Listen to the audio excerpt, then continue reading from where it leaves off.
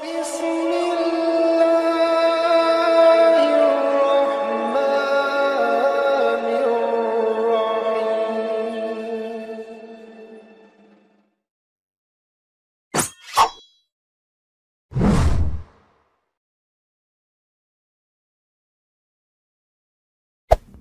there. Subscribe to my channel. And also press this bell icon.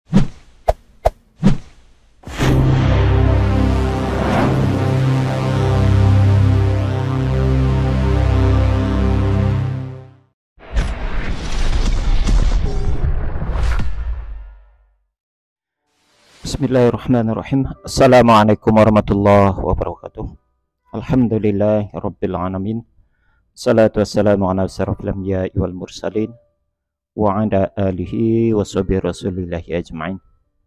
Rabbi shrah li sadri wa yassir li amri wahlul 'uqdatam min lisani yafqahu qawli. Alhamdulillah, puji syukur kita ucapkan kehadirat Allah Subhanahu wa taala. Sampai hari ini Allah masih memberikan kesehatan kepada kita semua. Salawat dan salam kepada Nabi Allah Muhammad sallallahu alaihi wasallam. Allahumma salli ala Muhammad wa ala ali Muhammad.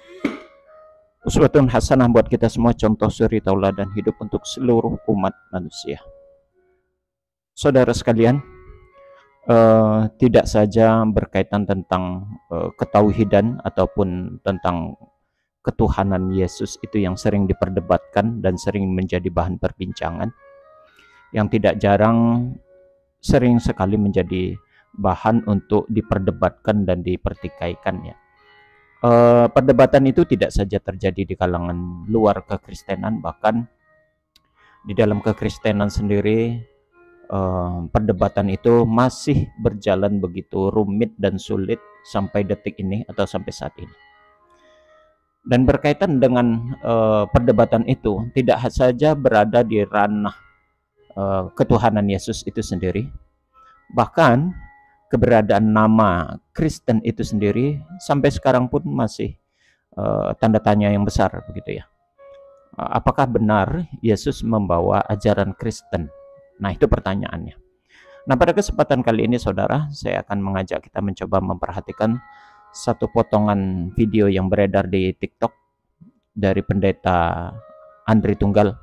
Dia mencoba mereaksi atau memberikan tanggapan terhadap video ya dari seorang yang mu'alaf, gitu ya, yang tadinya juga beragama Kristen, kemudian dia sudah mu'alaf, masuk kepada Islam, di mana di dalam video tersebut seorang mu'alaf tersebut mempertanyakan apakah Yesus beragama Kristen atau apakah Kristen itu dibawa oleh Yesus. Nah, itu pertanyaannya, intinya tuh di situlah.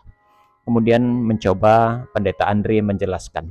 Seperti apa penjelasan yang disampaikan oleh pendeta Andri atau Andri Tunggal? Mari sama-sama kita saksikan saudara yang berikut. Yesus orang Kristen? Udah renungin aja dulu, udah ya. Kita merenungkan pertanyaan ini bersama-sama ya. Apakah Yesus orang Kristen? Asumsi dasar mereka adalah Paulus yang menciptakan agama Kristen. Yesus tidak beragama Kristen. Itulah sebabnya kenapa pertanyaannya, apakah Yesus agamanya Kristen? Itu kan satu hal yang lucu. Satu ayat firman Tuhan dari Kisah Para Rasul pasal 11 ayat 25-26. Firman Tuhan berkata, pada waktu itu pergilah Barnabas ke Tarsus untuk mencari Saulus. Siapa Saulus? Saulus itu adalah Paulus. Dulu nama Yahudinya adalah Saulus. Dan setelah bertemu dengan Saulus, maka Barnabas membawa Saulus ke Antiokhia. Di Antiokhia murid-murid untuk pertama kalinya disebut Kristen. Jadi penyebutan Kristen itu dimulai pertama kali di sebuah kota bernama Antiokhia, atau lebih tepatnya Antiokhia Syria. Arti dari Kristen itu sendiri adalah pengikut Yesus Kristus. Makanya disebut Kristen. Dalam bagian lain, orang-orang Kristen disebut sebagai orang-orang Nasrani atau pengikut Yesus orang Nazaret. Ada kesamaannya, Yesus orang Nazaret, Nasrani, Yesus Kristus, Kristen. Jadi arti Kristen itu sendiri adalah pengikut Yesus. Itu artinya. Kristen itu adalah sebuah istilah penghinaan kepada para pengikut Yesus. Kenapa? Karena pada waktu itu, orang-orang Kristen dianggap sebagai orang-orang yang bodoh. Dalam satu penggalian arkeologi ditemukan sebuah lukisan di dinding atau gambar di dinding yang menggambarkan hinaan kepada orang Kristen yang menyembah seorang manusia berkepala keledai. Itu Yesus. Tetapi bagi orang Romawi, Yesus itu digambarkan sebagai manusia yang diangkat jadi Tuhan berkepala keledai. Kita bisa melihat bahwa ajaran Kristen itu bukan ajaran fabrikasi. Ajaran Kristen itu muncul secara natural dari pengikut-pengikut Yesus, dan itu adalah sebuah ajaran yang sifatnya hinaan atau sebutan yang adalah hinaan kepada orang-orang Kristen, karena orang Kristen itu gampang banget dianiaya. Orang Kristen itu gampang banget untuk dijadikan kambing hitam. Karena orang Kristen ajarannya tidak membalas kejahatan dengan kejahatan. Karena orang Kristen itu mengikuti ajaran Yesus seperti itu. Jadi ketika Barnabas dan Paulus datang ke Antiokhia, murid-murid Yesus itu telah diejek dengan sebutan Kristen. Jadi sekali lagi, Kristen ini bukan fabrikasi atau ciptaan dari Paulus. Karena sebutan Kristen itu telah ada di Antiokhia. Dan tentu saja sebutan Kristen ini adalah sebutan yang jadi di kemudian hari. Mungkin paling sedikit 5 atau 6 tahun sesudah Yesus mati. Perlu diingat bahwa Yesus Kristus adalah pusat dari ajaran Kristen dan praksis Kristen. Jadi secara ajaran Yesus Kristus itu adalah pusatnya. Praksisnya atau sikapnya atau tindakan beragamanya, tindakan hidupnya itu pusat orang-orang Kristen itu, tindakannya itu adalah Kristus sendiri. Teladannya adalah Kristus sendiri. Baik saudara, sudah sama-sama kita saksikan penjelasan dari Pendeta Andre Tunggal yang juga begitu sangat aktif baik di TikTok maupun di YouTube-nya, memberikan reaksi-reaksi ataupun tanggapan-tanggapan terhadap pertanyaan-pertanyaan ataupun pembahasan-pembahasan yang berkaitan dengan kekristenan, begitu ya. Di sini ada beberapa hal yang dia jelaskan atau dia mencoba menjawab lah, bahasanya begitu, mencoba menjawab dan menjelaskan tentang Kristen itu sendiri. Namun kalau secara umum hasil pengamatan, khususnya saya yang mengamati, sepertinya tidak nyambung gitu ya. Lain yang ditanya dan lain yang dijawab gitu. Dan jawaban yang disampaikan oleh Andre Tunggal justru tidak menjelaskan secara tekstual ataupun kontekstual dan tidak membuktikan tentang ajaran Kristen itu sendiri dibawa oleh Yesus. Bersandarkan kepada Kisah Para Rasul pasal 11 ayat 25 sampai 26. Yang intinya ayat ini menyebutkan bahwasanya kata-kata Kristen itu sendiri baru disebut atau dikenal ataupun baru terlafazkan, begitu bahasanya, baru dikenal di Antiokhia. Kata-kata Kristen itu sendiri baru muncul, di mana pada saat itu Yesus tentu sudah tidak lagi berada di atas dunia ini. Maka logikanya atau bahasa lainnya, Yesus tidak pernah tahu kalau ya pengikutnya yang mengikuti ajaran dia, katanya begitu tadi ya, yang mengikuti ajaran Yesus itu disebut dengan Kristen. Yesus tidak pernah tahu itu. Karena memang itu tidak pernah muncul, kata-kata Kristen itu tidak pernah muncul di masa Yesus. Jangankan di masa Yesus, di masa sahabatnya atau murid-muridnya yang 12 juga muridnya tidak pernah mengenal dan tidak pernah tahu tentang kata-kata Kristen itu sendiri. Maka secara otomatis hal ini memberikan makna bahwasanya Yesus tentu tidak menjelaskan dan tidak mengajarkan tentang kekristenan itu sendiri. Karena kata-kata Kristen itu sendiri tidak pernah dikenal oleh Yesus, bahkan dengan murid ataupun dengan bersama murid-muridnya pun tidak pernah diperdengarkan hal itu. Jauh setelah masanya Yesus tiada, baru kata-kata Kristen itu sendiri keluar.